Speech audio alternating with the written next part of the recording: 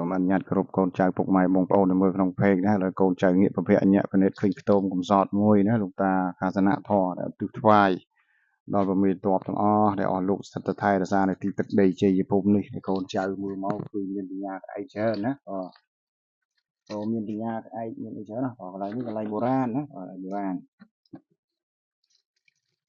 កន្លែងនេះជាកន្លែងបុរាណបុរាណបានន័យថាជាកន្លែងនៅសក្ការៈបូជាយើងកលេចទៅអតីតកាលរបស់យើងណា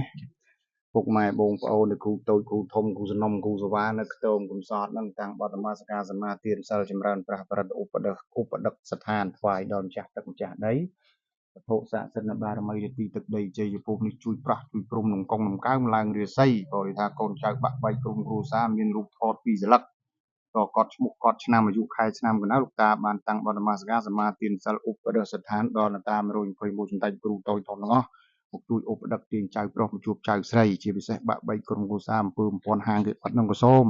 ពុទ្ធទាំងបើកធម្មទាំងបើកផ្លូវបើកទឹកបើកដីបើកព្រៃព្រឹក្សានឹងក៏ដោយរិទ្ធអនុភាពនតា101លោកជ័យ121ជួយប្រោះព្រំ